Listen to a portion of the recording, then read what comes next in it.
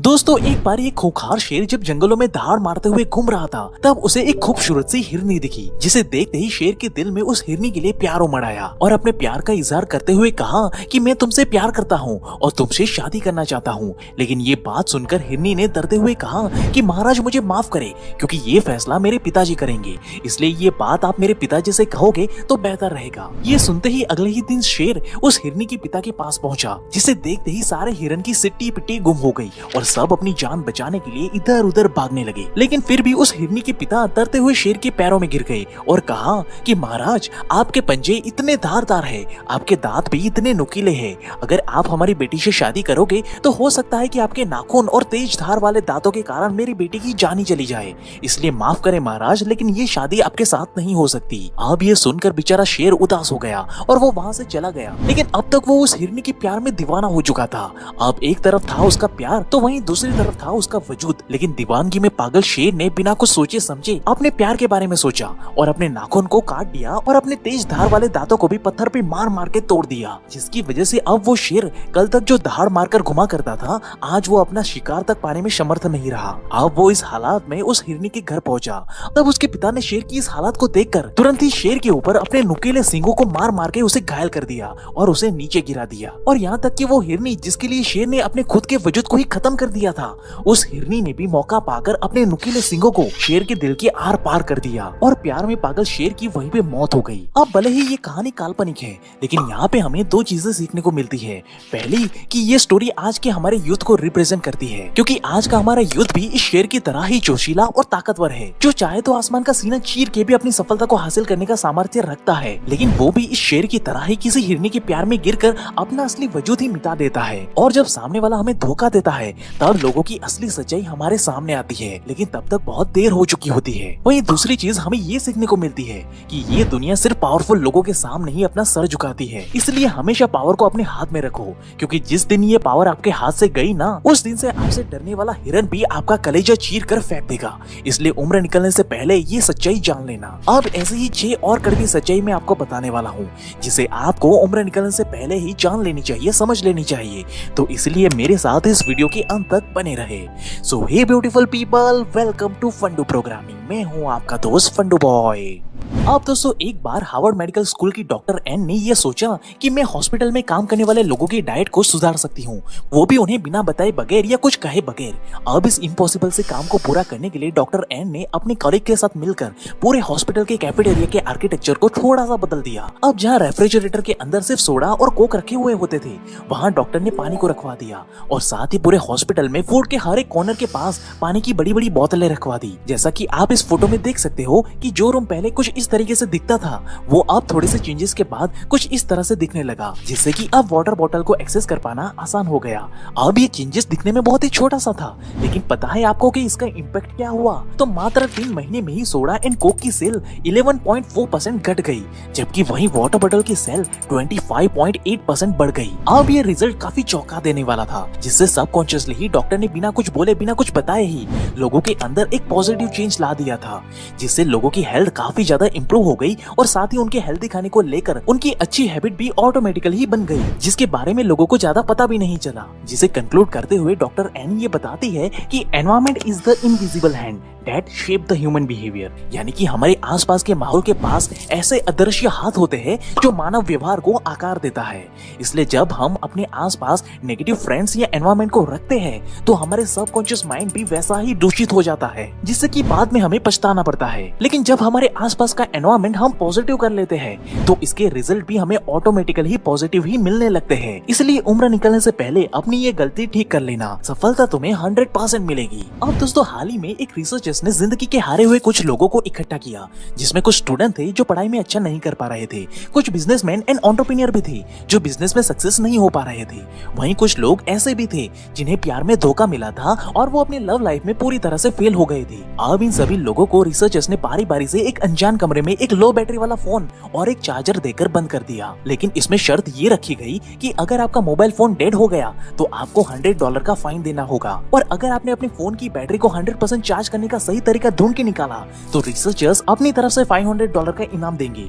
जिससे हुआ ये कि लो बैटरी वाले फोन को डेड होने से बचाने के लिए सभी लोग अपने अपने कमरे में चार्जिंग पॉइंट को ढूंढने लगे, मगर मगर इसमें ट्विस्ट ये था कि कमरे में चार्जिंग पॉइंट तो बहुत सारे थे, लेकिन इसमें से केवल एक ही पॉइंट काम कर रहा था। इसलिए सभी लोग बारी बारी से सभी चार्जिंग सॉकेट में चार्जर लगाते और चेक करते कि चार्ज हो रहा है या नहीं। अगर नहीं हो रहा है तो तुरंत ही अपना चार्जर निकाल लेते और दूसरे चार्जिंग सॉकेट में अपने मोबाइल को चार्ज करने की कोशिश करते। और फाइनली सभी पार्टिसिपेंट ने अपने अपने कमरे में सही चार्जिंग पॉइंट को ढूंढ लिया और अपने मोबाइल को डेड होने से बचा लिया। अब फाइनली इसका कंक्लूजन देते हुए रिसर्चर्स ने ये बताया कि जब आपने पहली बार किसी सॉकेट में अपना चार्जर लगाया और आपका फोन चार्ज नहीं हुआ तो आप एक ही चार्जिंग सॉकेट पे रुके नहीं रहे।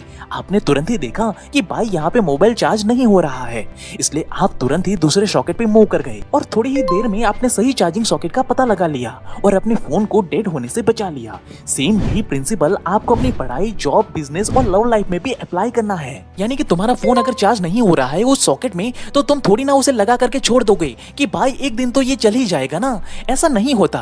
आप सिंपली चार्जर निकालते हो और दूसरा सॉकेट फाइंड करते हो जहाँ पे एक्चुअली में फोन चार्ज होता है। इसलिए याद रखना कि जब कोई चीज आपके हिसाब से रिजल्ट ना दे रही हो तो सबसे पहले तो अपना 100% दो उस चीज को ठीक करने के लिए, उसे चलाने के लिए। लेकिन अगर फिर भी वो ना चले तो समझ जाओ कि वो सॉकेट ही खराब है and you have to find some another socket.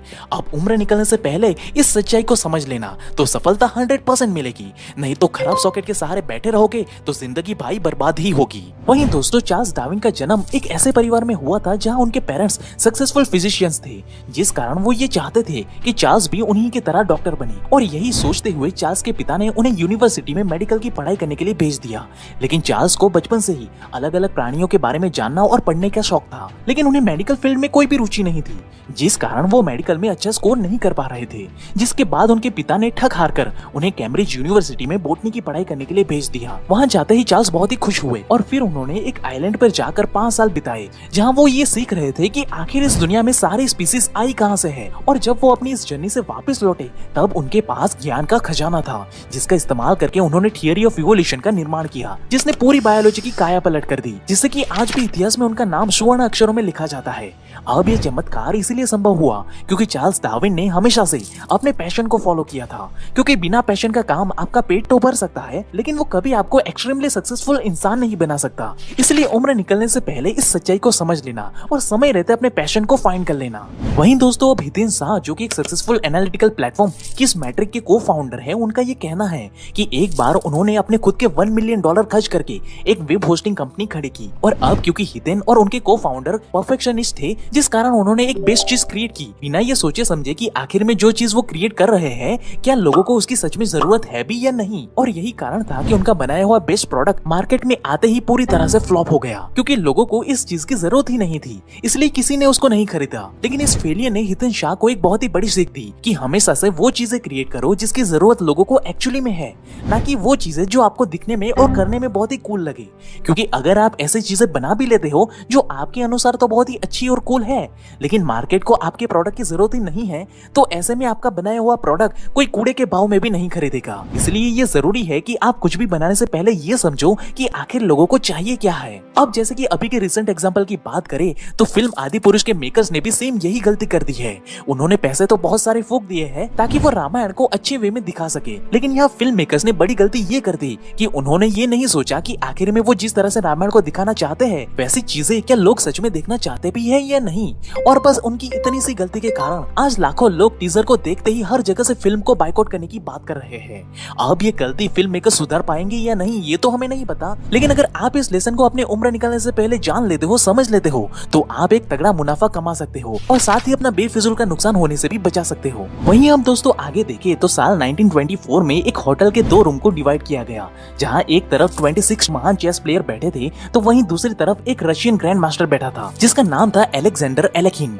अब यहाँ सारे 26 चेस प्लेयर अलेक्जेंडर के साथ एक साथ चेस खेल रहे थे, लेकिन सबसे हैरानी की बात तो ये थी कि ये सारे चेस प्लेयर अपने अपने चेस बोर्ड को देख पा रहे थे, जबकि अलेक्जेंडर की आंखों पर पट्टी बंधी हुई थी। अब हर बार जब भी कोई प्लेयर अपनी मूव चलता था तब रनर भागते हुए अलेक्जेंडर को उसकी जानकारी देता, जिसके बाद फिर अलेक्जेंडर अपने मूव को एक पेपर पर लिखकर रनर को दे देते, जिसके बाद वो रनर भागते हुए जाकर चेस के पीसेस को अलेक्जेंडर के द्वारा बताए गए इंस्ट्रक्शन के अकॉर्डिंगली मूव कर देता। अब ये गेम पूरे 12 घंटों तक चली और अलेक्जेंडर ने अकेले 26 गेम में से 16 गेम को एक साथ जीत लिया था। अब ये ब्लाइंड फोल्डेड चेस पूरी दुनिया में चर्चा का एक विषय बन चुका था, क्योंकि किसी ने भी आज तक दिमाग की ऐसी एबिलिटी के बारे में कभी भी सोचा नहीं था। क्योंकि जहाँ एक इंसान के लिए नॉर्मल चेस खेलना ही इतना मुश्किल होता है, वहीं अलेक्जेंडर अपनी आंखें बंद करके एक ही समय पे 26 लोगों के साथ चेस खेल सकते थे। इसलिए लोगों को ये एक चमत्कार से कम नहीं लग रहा था। लेकिन फिर काफी रिसर्च के बाद लोगों को ये पता चला कि असल में अलेक्जेंडर बचपन से ही चेस के शौकीन थे, लेकिन उनके पास चेस बोर्ड नहीं था, जिस कारण उन्होंने बचपन में ही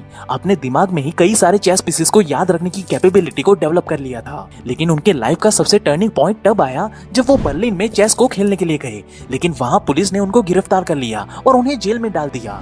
अब इस अकेलेपन में बोरियत से बचने के लिए अलेक्जेंडर ने अपने दिमाग में ही बचपन की तरह ही चेस को खेलना शुरू किया, जहाँ पे वो हर एक चेस के पीसेस को अलग अलग तरीके से चला करके गेम को जीतने की कोशिश करते, जिसकी वजह से ही उनका माइंड इतना ज्यादा शार्प होता चला गया कि आज वो एक साथ 26 लोगों के साथ एक साथ चेस खेल सकते थे और उन्हें हरा भी देते थे, जिसने दुनिया के बड़े बड़े साइंटिस्टों के सामने ये साबित करके दिखाया कि आपका दिमाग अपने आप में ही एक लिमिटलेस पावर को हासिल करने की काबिलियत रखता है। बस उसे जरूरत है तो सही माइंडसेट के साथ डेलिब्रेट प्रैक्टिस करने की, जिसकी मदद से आप अपने माइंड की ऐसी लिमिटलेस पावर को अनलॉक कर सकते हो जो सही मायने में आपको एक जीनियस बना सकती है। लेकिन ज्यादातर लोग इस सच्चाई को तब तक समझ ही नहीं पाते जब तक कि उनकी पूरी उम्र गुजर नहीं जाती। मगर आप ये गलती बिल्कुल मत करना दोस्तों, और हमें कमेंट करके ये जरूर बताना कि आपको इनमें से कौन सा लेसन सबसे बेस्ट लगा। बाकी दोस्तों, आपने अभी तक हमें सब्सक्राइब नहीं किया तो जल्दी से सब्सक्राइब करके इस बेल आइकन को दबा दीजिए ताकि हमारा ये वीडियो सबसे पहले आप तक पहुंचे। And at last, thank you for watching guys.